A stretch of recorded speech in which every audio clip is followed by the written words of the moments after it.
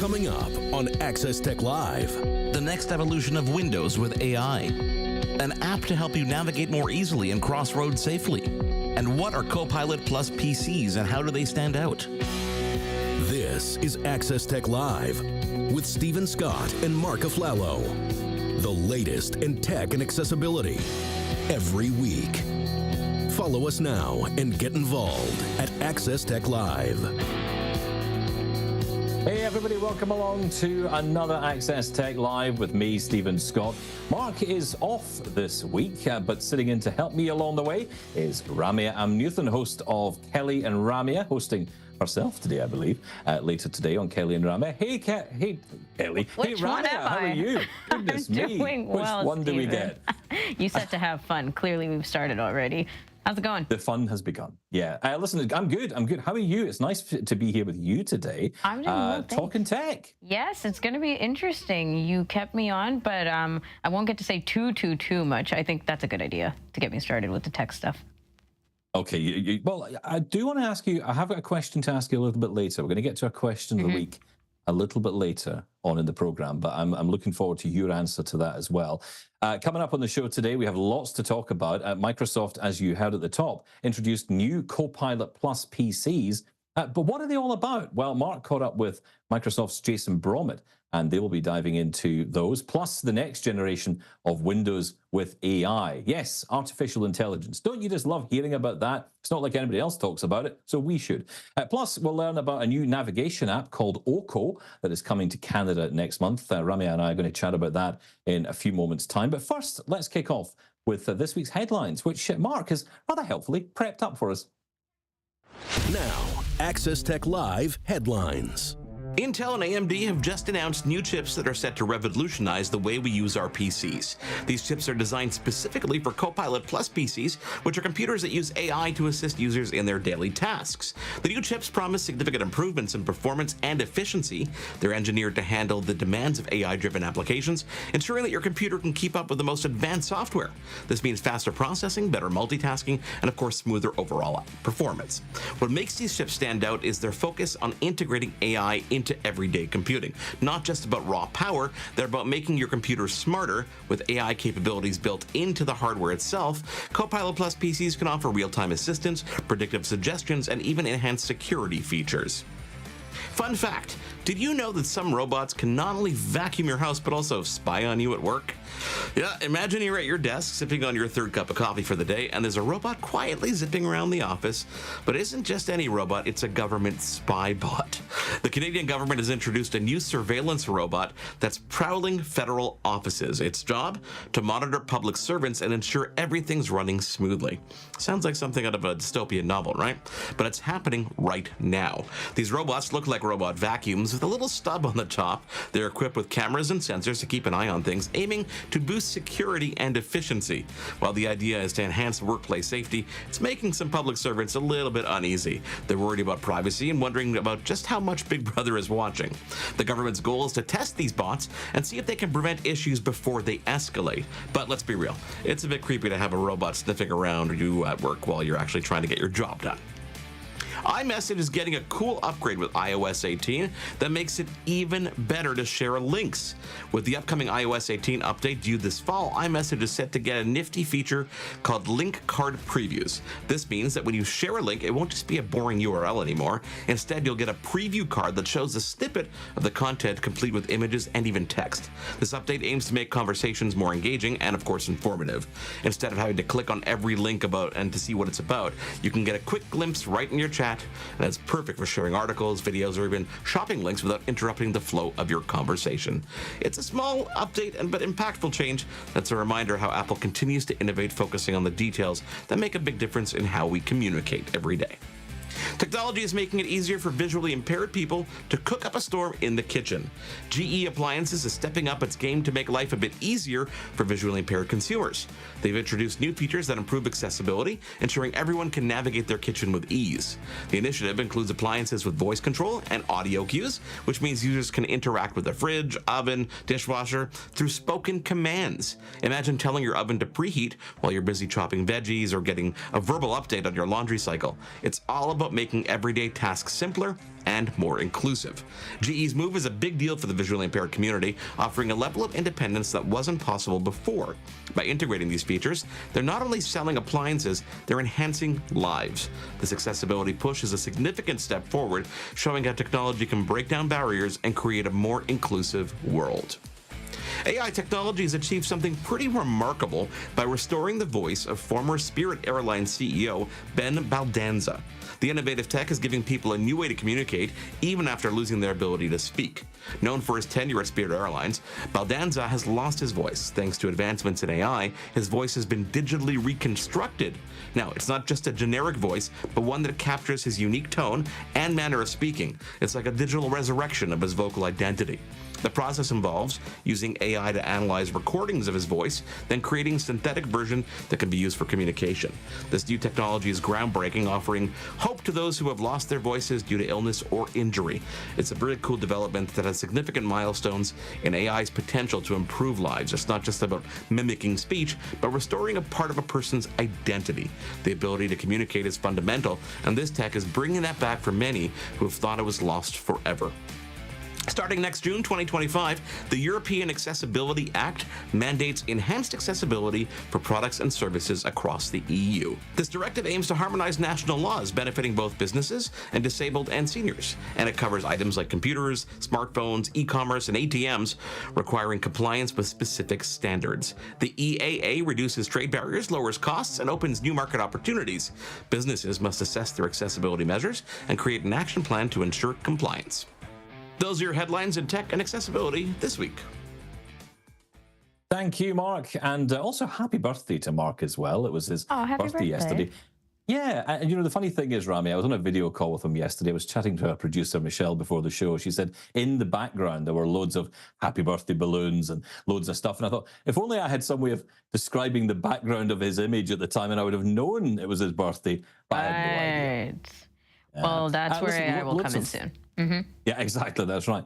Loads of cool stories in there, but it does point to a real progress in how technology is impacting our lives. I mean, the European Union story there, it does affect the European Union in essence only, but of course, a lot of these companies are outside of the European Union. They will have to adapt their products to be available in the EU, which means, I guess, better accessibility for all. I mean, I look at that GE story, for example. You know, that the kitchen is one area for me which has never really evolved properly with accessibility. I mean, I don't know about you, but I find it still difficult, you know, to get devices that are accessible enough. Even with running apps, you know, the app has to be accessible, the system has to be accessible. There are still challenges there, right? Yeah, definitely challenges. I think making everything complementary and seamlessly interact with each other is the issue that we have, because it's still a very capitalist market, right? Like, we still have different smart speakers, different systems, different ecosystems. And I'm thinking, are we ever going to get to a point where everything will be able to work with everything else? Probably not, but you can pick and choose, which is the highlight. Well, that's exactly true. But of course, the picking and choosing part can be the challenge, right? Because how do you know what to buy? And, you know, we often are led as disabled people by other disabled people, those who, you know, go out and buy the product first. The early try adopters. It out. Yeah. I mean, I've heard about Bosch, for example, who've made really good strides in making their apps accessible to all people who are disabled. And, you know, we're talking dishwashers, we're talking washing machines. These are the kind of machines that I want to be able to control remotely, right? I want to be able to use an app for, get all those extra functions. How many times have you bought a device like this and you have all those buttons? I'm sure even sighted people, like, you know, I'm blind, right? So I'm sitting here looking at all these buttons, no idea what any of them do. Yeah. And if I'm able to get access to that on an app, that's great. But of course, as we're going to talk about later, you know, accessibility can break in an app and then suddenly the device is useless to us. So, you know, there's progress, but there's challenge.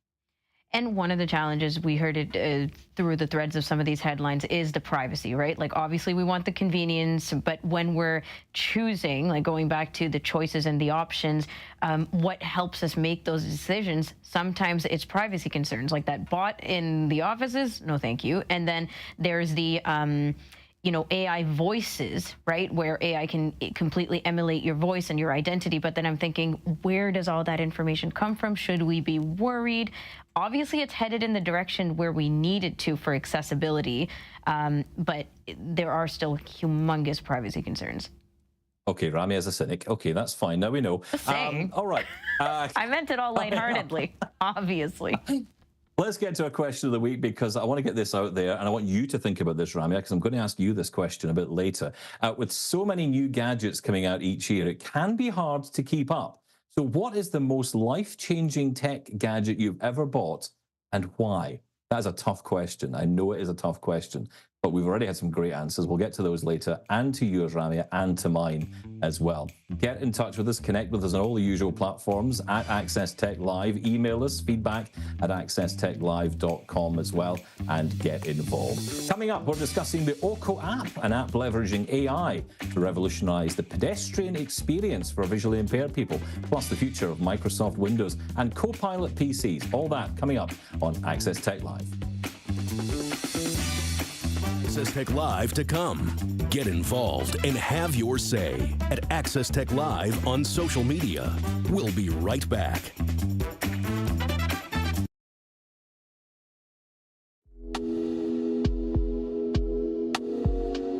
Access Tech Live will return in less than 2 minutes.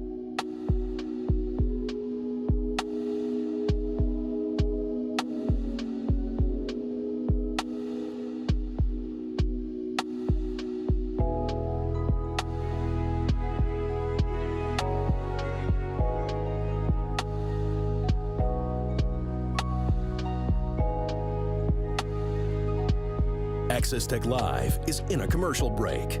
Access Tech Live will return in less than 2 minutes.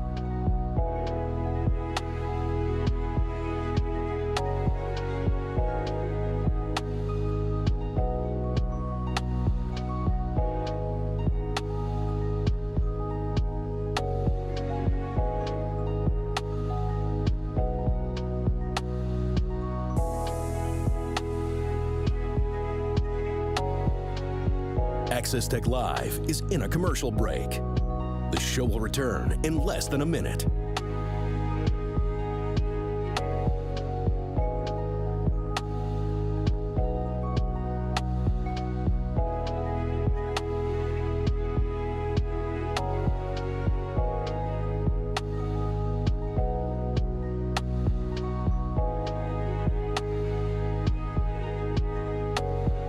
Access Tech Live will be back in 30 seconds.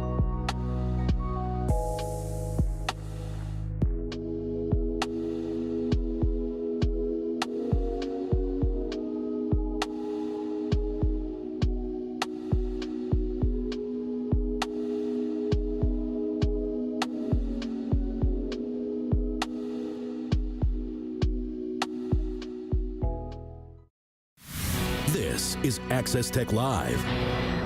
Now, Oko is an AI-driven navigation app that has been around since 2020 and launched first in the US and in Belgium, which is where the developer is originally from. Now, this coming month, July, and indeed July 1st, it will appear in the Canadian Apple App Store. Now, Ramya, let's talk a little bit about Oko. Ramya Amnuthan is with me today, of course. Mark is on... I don't know if he's on holiday or what he's doing. He's always busy doing something. Birthday celebrations, right? Yeah, exactly. It's a birthday celebration. He's having cake. But look, let's talk about Oko. Have you heard of this app? No, what is it? So essentially, have you ever gotten to an intersection to cross the road and you thought, what do I do here? As a blind person, I'm always struggling with crossing roads. Now, when I was in Canada recently and trying to understand the whole process of crossing the road with the audible signals and the, in Vancouver, the birds chirp all the time. And I couldn't quite understand all of it. It would have been really useful to have something to help me. But of course, when it comes to AI, the question to you is, would you trust AI to help you cross the road? If it's a matter of would I trust AI over myself, probably, yeah, because of inconsistencies with different kinds of intersections and rules and all that kind of stuff. However, would I trust AI over an actual human being, like making an IRA call? Probably not. A bit more hesitant that way. That's interesting, yeah. So if you had the service to use a human set of eyes rather than AI eyes, essentially, then I see that. I mean, I think it's an interesting app because, first off, this is all about helping you cross the road safely. It is adding new features, and we're going to hear now from the founder, the developer of the app, Michael Janssen, who told me about the background of the app and what new features are coming ahead of its launch in Canada on the 1st of July. Let's listen into this. We first started with tackling a challenge which is pretty huge amongst the community, which is indeed crossing the street, getting access to the pedestrian signal. And so that's something that we've been doing for, let's say, 2.5 years now. We're using the back camera of your iPhone and artificial intelligence to visually interpret whether the pedestrian signal is green or red, or in the US and Canada, they mostly call it walk or don't walk sign. And so that's something that we've been known for the past 2 years. And then pretty recently, we've actually taken a new step into that bigger vision, which is more navigation and exploration.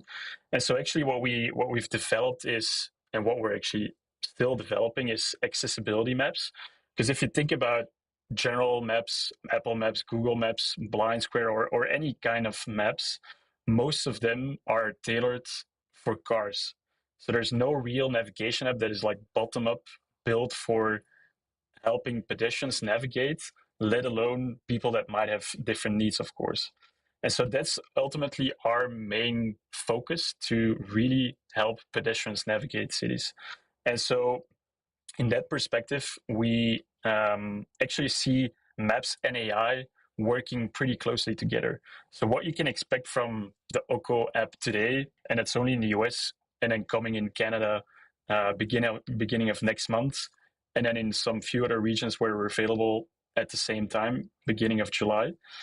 But generally, if you open up the app, you can either search a destination, which will typically give you turn-by-turn directions. But what's interesting, and that's where we're trying to make the difference, is that we want to include and provide more accessibility information. So whenever you're, for example, coming onto an intersection, we announce that intersection, like the streets that you're getting across. But we go even a step further, that we also want to say, is it a signalized intersection, or is it just a stop sign or a marked crossing?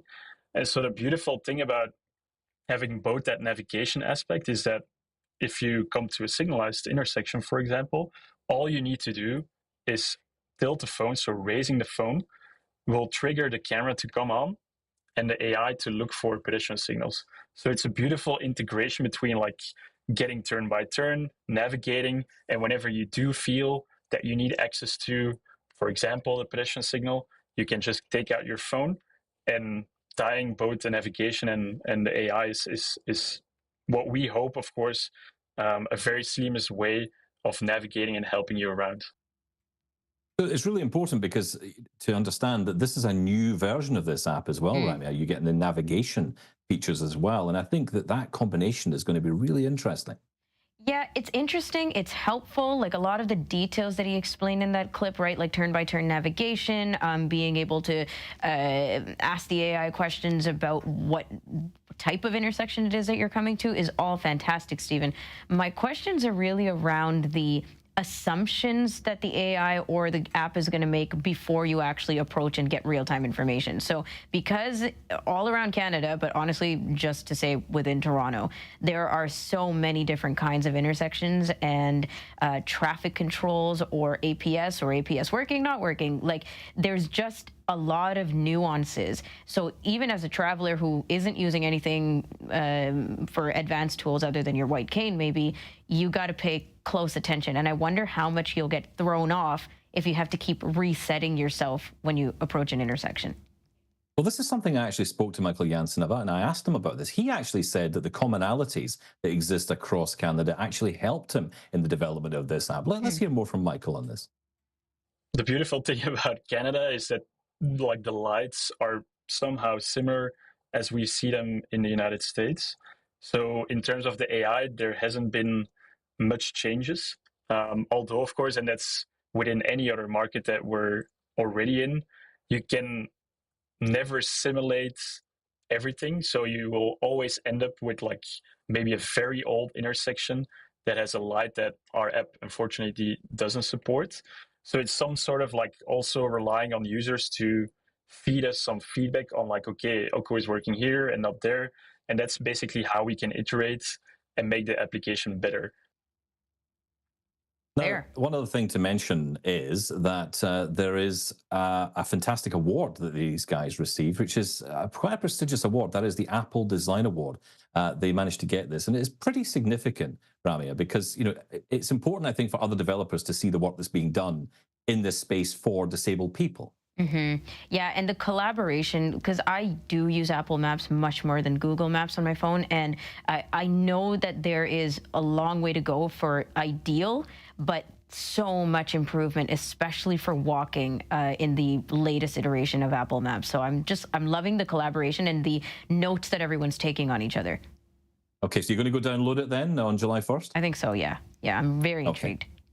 You've got to review it then and come back. You understand that? Sure. Another excuse to be on the show again. Thanks. There you go. Perfect excuse. You can download the app. You can pre-order it now. If you go to the Canadian Apple Store, you can go pre-order it, but you can download it from July 1st. And it's OKO if you're searching for it online. OKO, that is the name of the app, the Oko app, July 1st. Thank you to Michael Janssen for talking to me. You can catch that full interview online. Now, coming up, Microsoft has a big vision for AI in Windows and across their PCs. Mark Aflalo has had a chance to talk to Jason Brommet, and we'll bring you that conversation next here on Access Tech Live. There's more Access Tech Live to come. Get involved and have your say at Access Tech Live on social media. We'll be right back.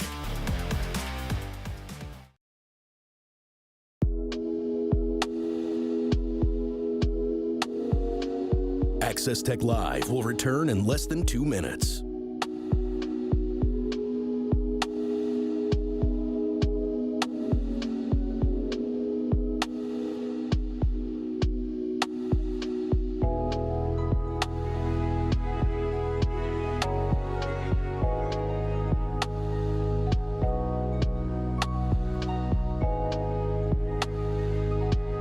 Access Tech Live is in a commercial break. Access Tech Live will return in less than 2 minutes.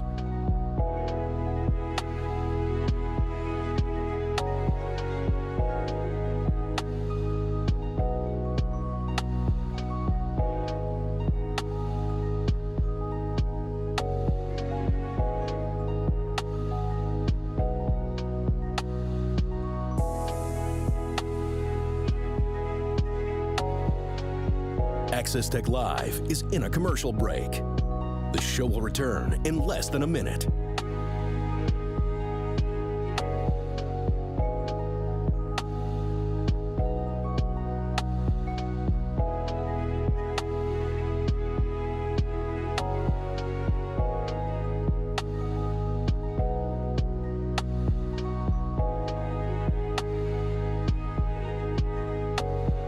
Access Tech Live will be back in 30 seconds.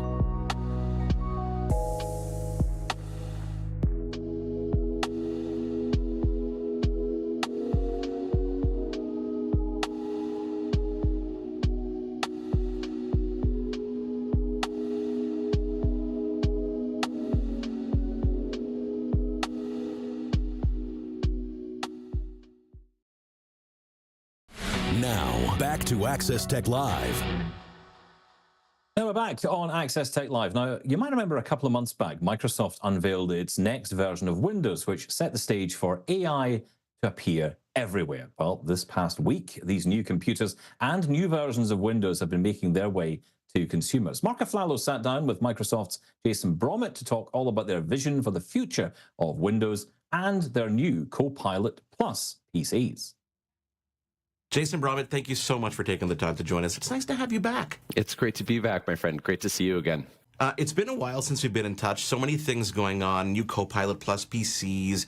We had build. Lots of fun stuff going up. So I want to divide our chat today in two different parts. We'll start with some software because there's so much to talk about with CoPilot+ PCs and Windows in particular, and then hardware. That work for you? Sounds great. Okay, so I wanted to start with this because we always try to frame things around accessibility, but sometimes you got to look at it a little bit broader. So in the new updates in Windows, you've introduced a way for people to simply kind of speak to copilots. No coding required, virtually no experience required. While that is kind of glossed over by some people, I think that's a pretty important piece of the puzzle here because it enables access to Copilot for everyone. I'm assuming that's by design, right? Of course it is.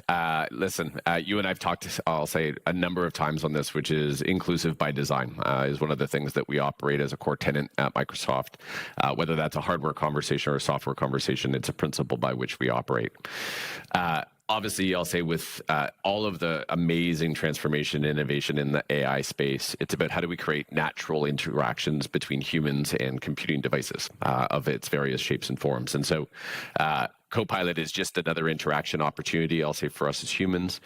We want to create great capabilities. So whether you choose to or have the ability to type with a hand, or whether you use an adaptive accessory, or whether you prefer your voice, we want to create experiences that empower everybody across the board.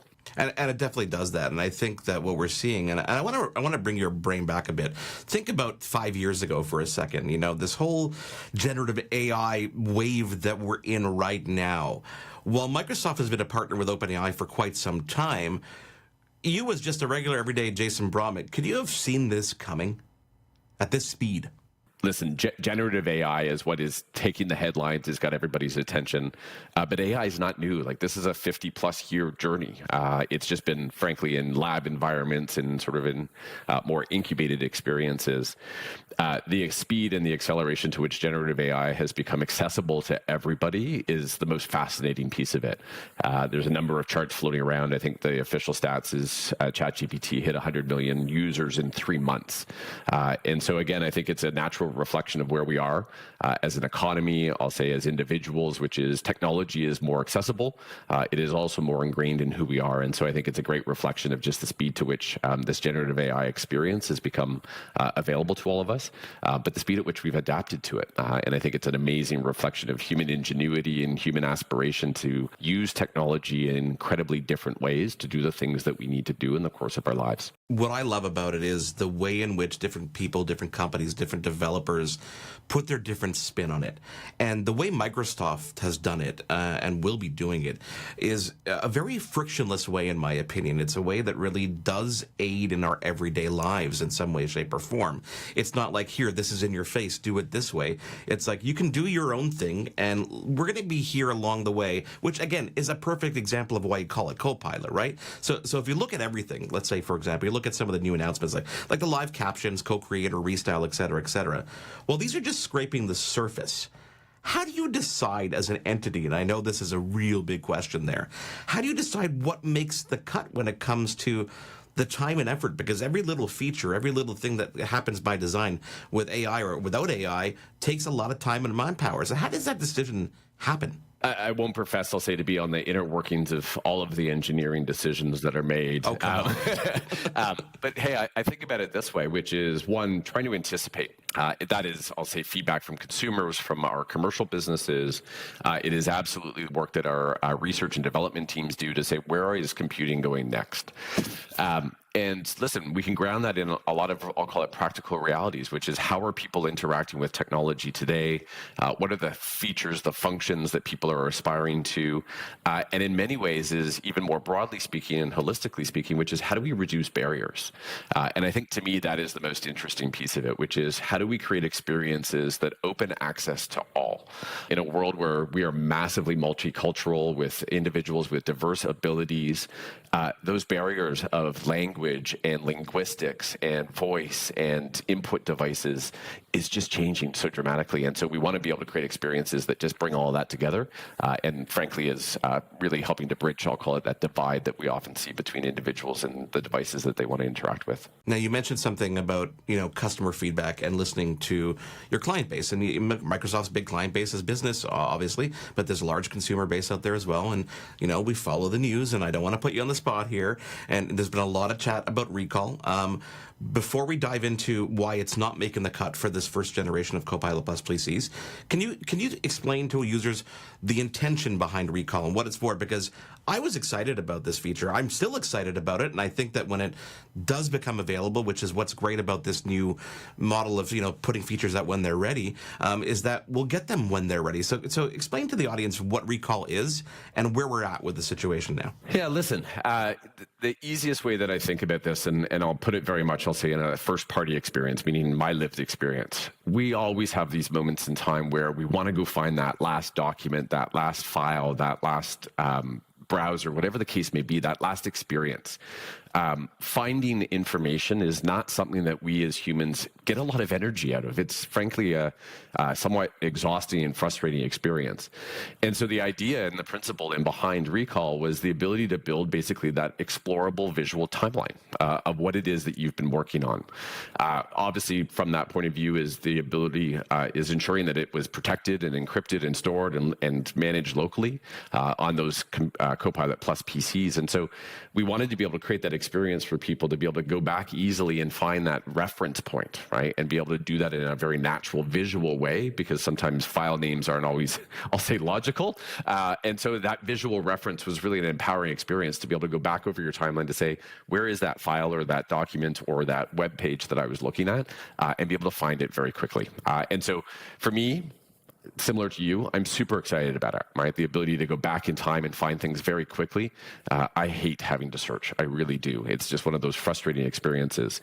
But to your comment, we've heard the feedback, and I think it's a great opportunity, as we often do, which is release it, I'll say, in smaller circles, get the feedback, the real-time consensus and input from our consumer users as well as our commercial users, to make sure that we design it that meets the needs of our customers wherever they are. Jason, I saw a report recently. You actually posted it. You actually reposted it on LinkedIn. Canada's generative AI opportunity, and one of the highlights that I wanted to talk about was the fact that Gen AI could bring $187 billion annually to the Canadian economy by 2030. That's an insane number when you come to think about it. It's probably even a low ball, to be perfectly honest. And the other stat was it could save Canadian workers 125 hours per week. Now, I look at a report like that and say, okay, so all those naysayers out there that are going, oh, it's going to take my jobs. Well, wait a second. Maybe you're framing this in the wrong way. What do you say to those people who think that AI are going to take their jobs away? Yeah, listen, I'll frame it in maybe two different camps or two connected frames of reference. Listen, there are things that we as human beings, are innately capable of. And frankly, there are things that we get a lot of passion and energy from. As I talk to commercial customers, I'll say particularly, and HR leaders, it's this idea of meaningful work. There are things that we as humans are asked to do, but they're not the things that we get a lot of energy and passion and motivation from. For me, the ability to take advantage of artificial intelligence, generative AI, and automation, I'd go one step further, to simplify that experience for us is powerful, right? In similar research or a different body of research, our Work Trend Index, we know that this idea of the Employee AI Alliance is very much alive and well, which is we as humans are looking for help. This sort of digital debt, all of the signals, all the content, all the communications, we can't process it all. And so that ultimately impedes our ability to do the work that we're passionate about, drive innovation for our companies. But to your comment in the report that I shared, it is impeding innovation and productivity for us as Canadians. And frankly, you don't need to go very far as Canadians. We are not performing at our potential on the global stage as it relates to being a productive economy. And so for me, this is a great moment that says, how do we actually give people back time to invest in the things that are going to represent who we are as Canadians on the global stage and drive the productivity of our economies? So that would be on sort of the one side, which is the human piece of it. The second piece of it, and to your question on replacing jobs, listen, if we go back over millennia, right, 4 industrial revolutions, back in time, we had individuals that were caring for horses and horse-drawn carts. They had to retool and reskill for automotive. We will see some change, but I also think that that is good, because as we see some capabilities or skills maybe perhaps become more automated, it's going to create new opportunities and new career opportunities that in many ways, I don't even know that we've seen them all yet. And I don't know that you and I could envision them sitting right here today on what the future may look like. But I do think there is a great opportunity for us as humans to give us time back. But I also think it's a natural sort of evolution of our economies around the world, where we see these moments of revolution, and I think we're absolutely in the middle of one. So well said. And you know what? Another thing in that report is that only 9% of Canadian businesses are even leveraging Gen AI. is it Microsoft's mission to change that? To bring that up to 50, 60, 70? I think it's a shared responsibility. I don't think it's exclusively a Microsoft responsibility. I think back to the comment on just the speed at which ChatGPT has been adopted and I'll say played with by people. I think we're naturally going there because we're looking for it as humans. And so I think the market will take us there. We obviously want to be there as empowerment and enablers for that experience. Again, it gets back to where we were on sort of the accessibility and inclusion side of it. I think it's a really good thing for us as human nature and as human beings, but I think it's also an incredible thing for economies around the world. Jason, we're going to take a quick break. When we come back, I got to dive into the hardware because I'm super excited about CoPilot+ PCs, not only Microsoft's, but all your partners. So hope you can stick around. Yeah, a lot to unpack from that. But as Mark says, when we return, Mark and Jason get into the hardware side of things with new CoPilot+ PCs. That coming up after a short break here on Access Tech Live. There's more Access Tech Live to come. Get involved and have your say at Access Tech Live on social media. We'll be right back.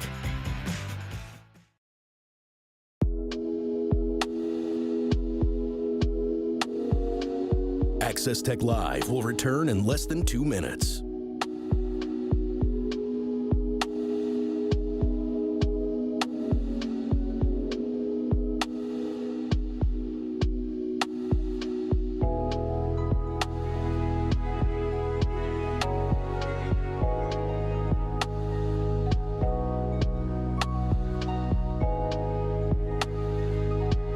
Access Tech Live is in a commercial break. Access Tech Live will return in less than 2 minutes.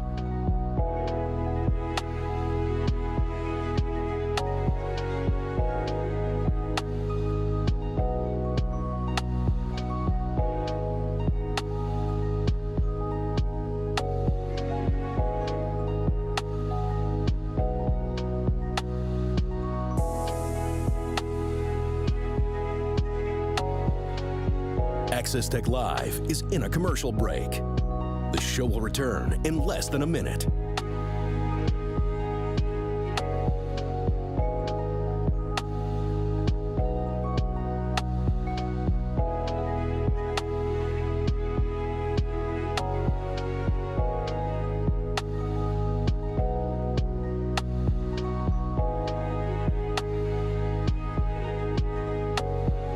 Access Tech Live will be back in 30 seconds.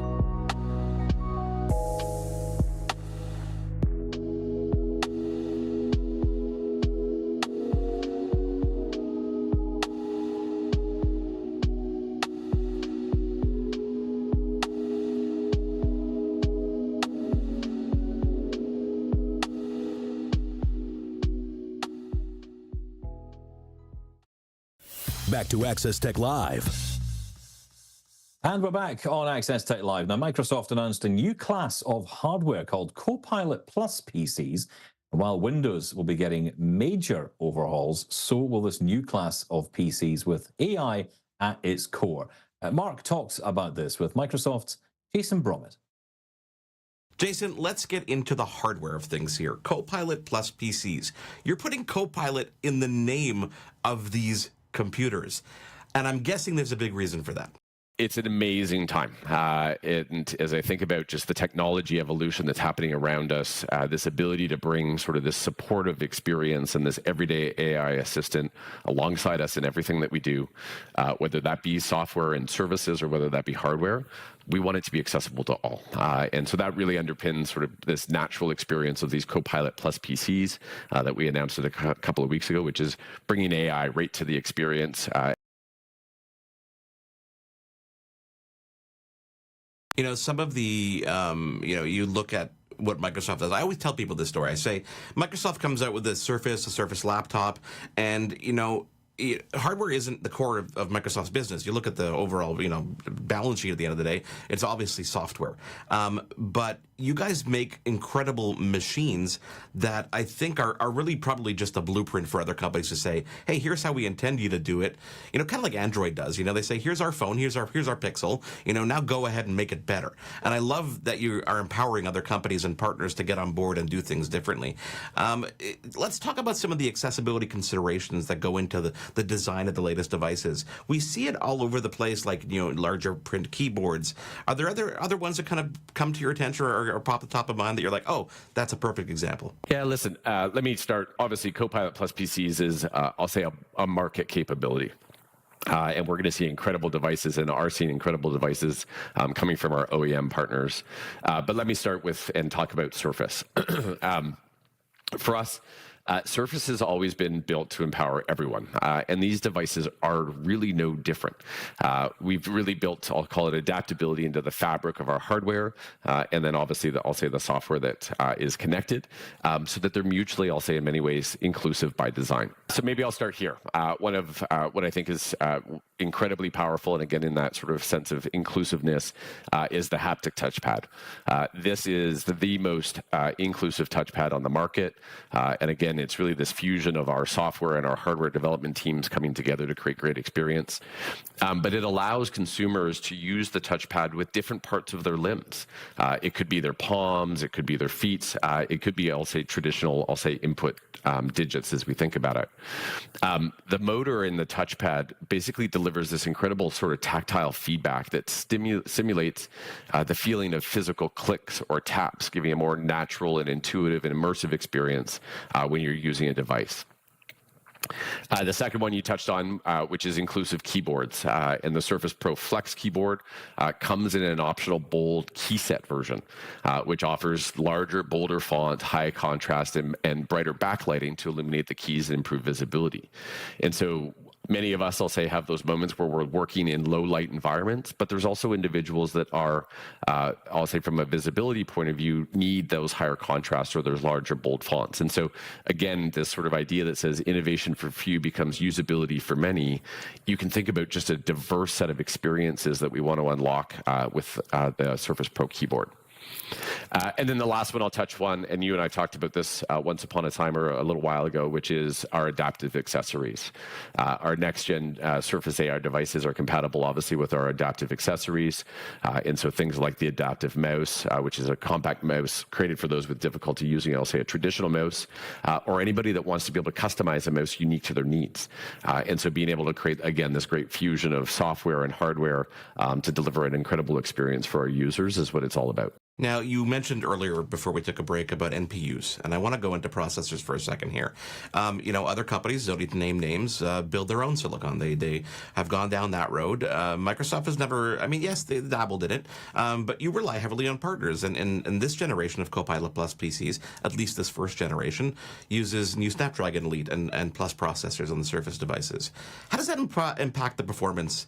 And especially that NPU, I think, is an important part of the puzzle here. I think about it, I'll say maybe in a couple of camps. So one, which is performance and reliability. And the statistics, I'll say, as we've gone through, and if you watch any of the announcements in the CoPilot Plus PC, everyday battery life, right? Which is we are often disconnected, inaccessible to power cords, whatever the case may be. And so we are continuing to iterate against Snapdragon-based devices, run with a high degree of efficiency. They're natively, I'll say, in mobile phones, and we know what the experience is. Computing devices obviously require a little more power.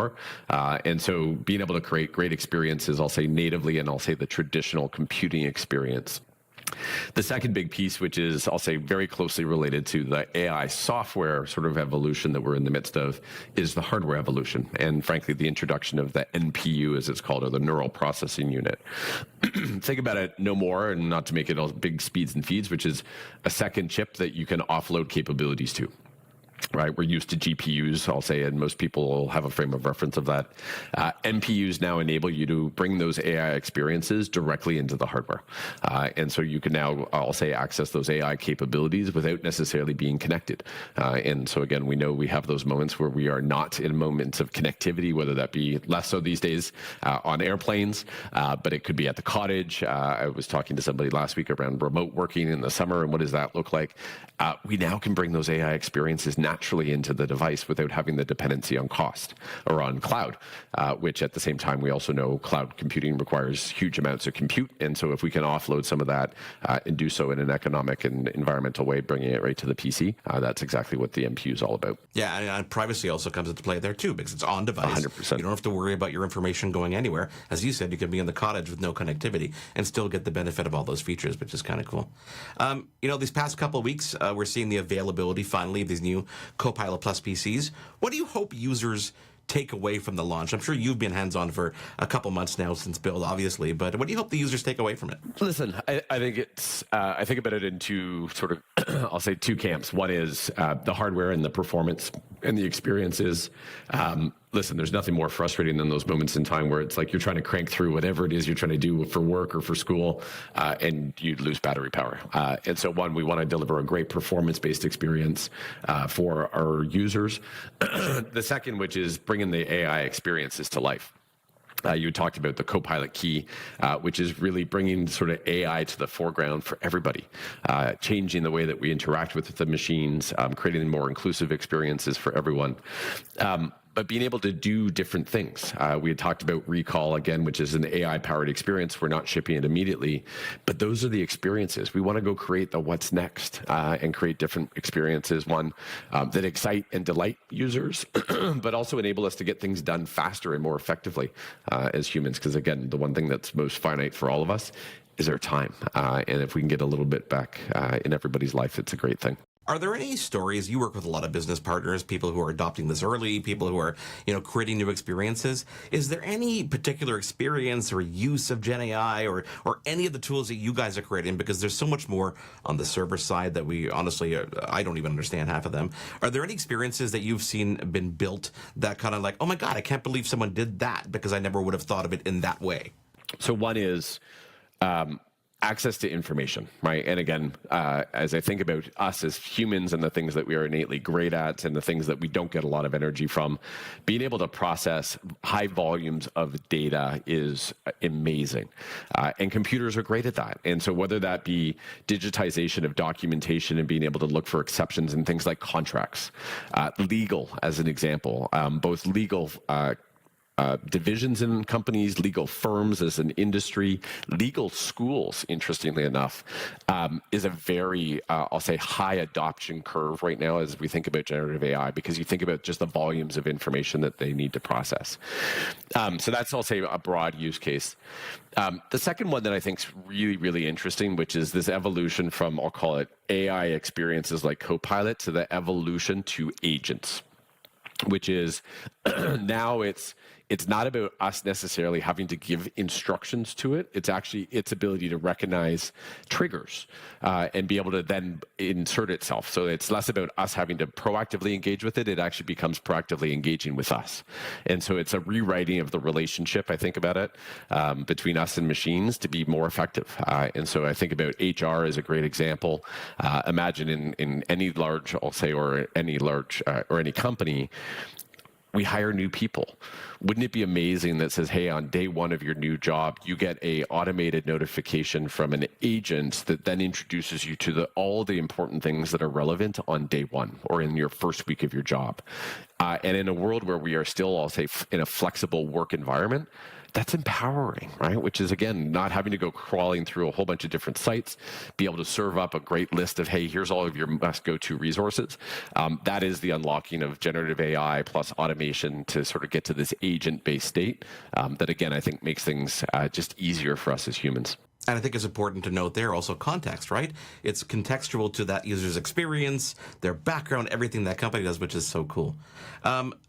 Before I let you go, I want to ask you one quick question about education, which is interesting because, there's contradictions. There's school boards that really don't want anything to do with ChatGPT or any kind of AI. However, I look at the opposite approach, and I look at my son, for example, who's 14, studying for exams, and using AI and Gen AI and various tools like that.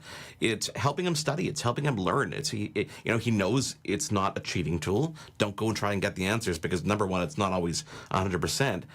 But I think it could really empower education education and give teachers the opportunity to focus a little bit more on the more one-on-one personal connection, whereas Gen AI might be able to help supplement their workflow as well. Are you seeing examples in education? 100%, exactly as you said. And again, I think there's still a lot of learning, right, that we are collectively going through, which is what are the use cases where it is best fitted or best suited?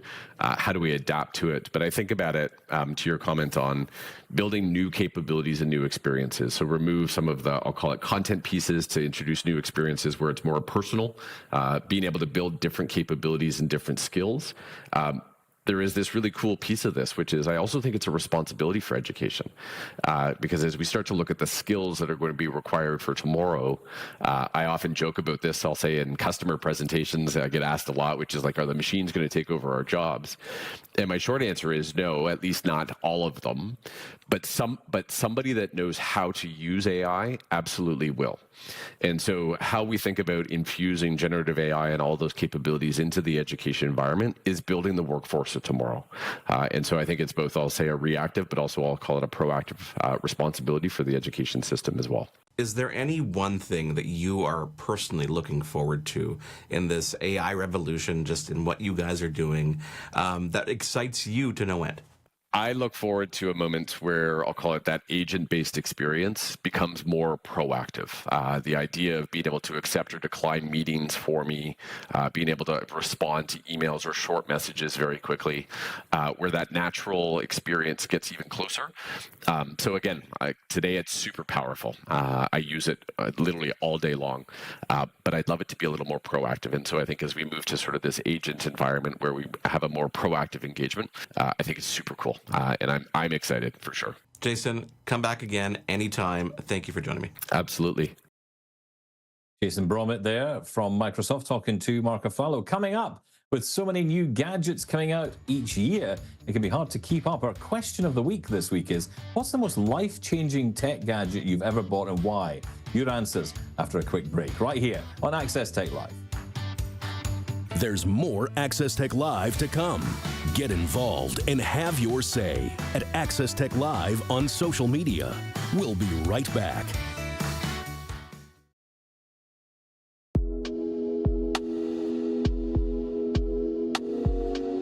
Access Tech Live will return in less than 2 minutes.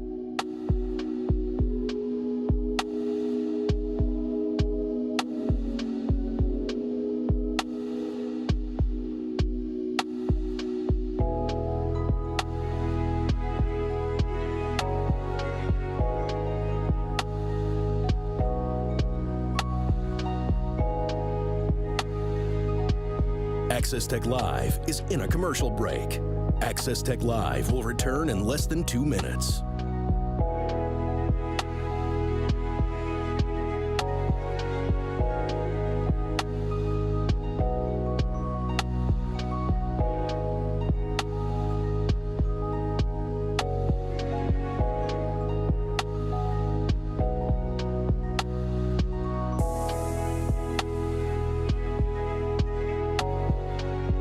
Access Tech Live is in a commercial break. The show will return in less than a minute.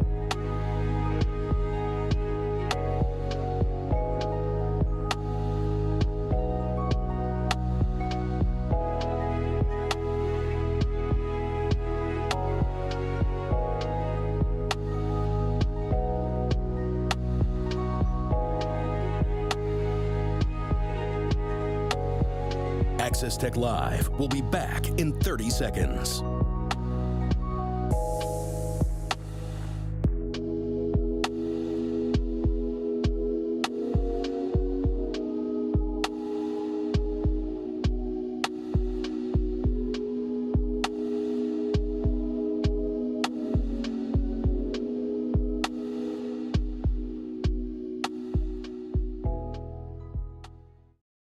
This is Access Tech Live.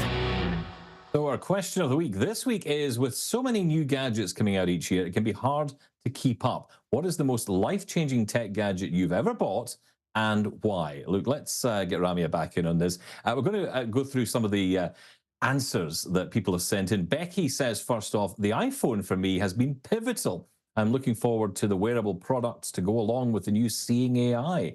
I hope they make something you can wear that is discreet and not just sunglasses. Can you pass that along? Lol. Well, I will do our best, Ramya, but I think Becky did it. Yeah, she did it. When we say discreet, I'm thinking of the rings, huh? Like not even the Apple Watch, that's too big, but the rings that are all making big waves right now. Yeah, I think a lot of people don't want to wear sunglasses all the time. I understand that. I do understand that.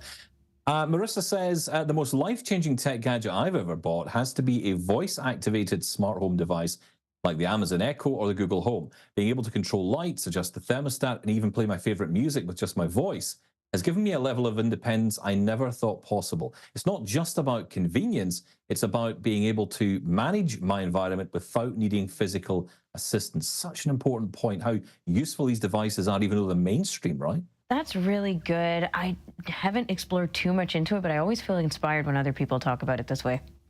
Yeah, me too. And this next one's interesting. I've heard a lot about this more recently. Jacob says, my electric wheelchair with smart controls has been a game changer. It's not just a mode of transportation, it's a way to regain my freedom. The ability to customize the controls through an app and set different driving modes has made it so much easier to navigate difficult terrains and different terrains and settings. Plus, with the added battery life, I can go longer distances without worrying about running out of power. Yeah, again, you would think about these things when it comes to electric wheelchairs, but even the technology there, it's improving so much. Okay, look, great thoughts, great from everybody. Thank you for your messages. Ramya Amnuthan.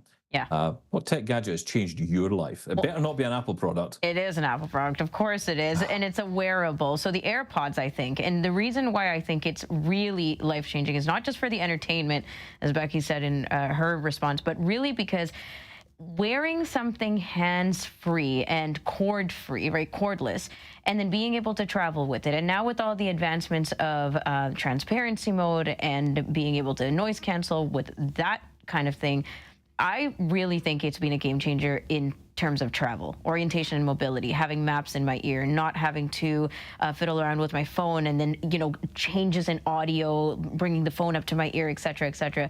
It really has, in the last few years, I can't imagine going day to day without AirPods, Stephen. Oh, I really wanted to hate that answer, and I don't. That's brilliant. Well done. You brought your A game. Okay, fine. You've done well. Well done. Now yours.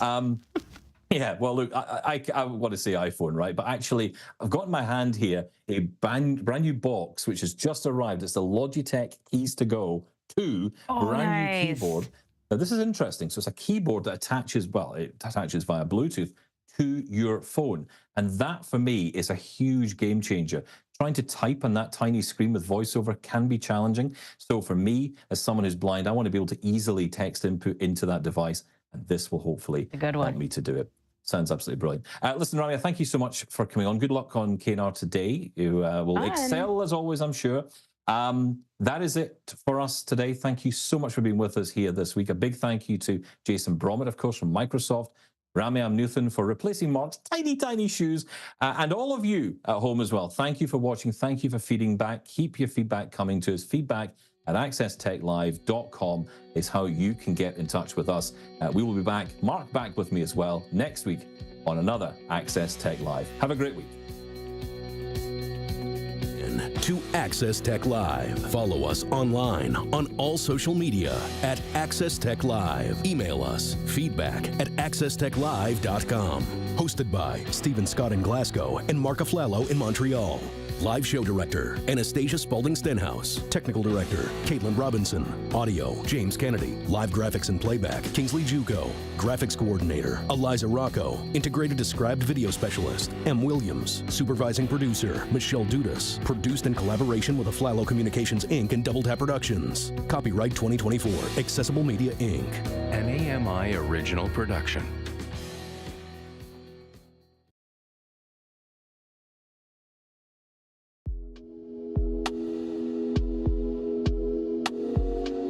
Access Tech Live will return in less than 2 minutes.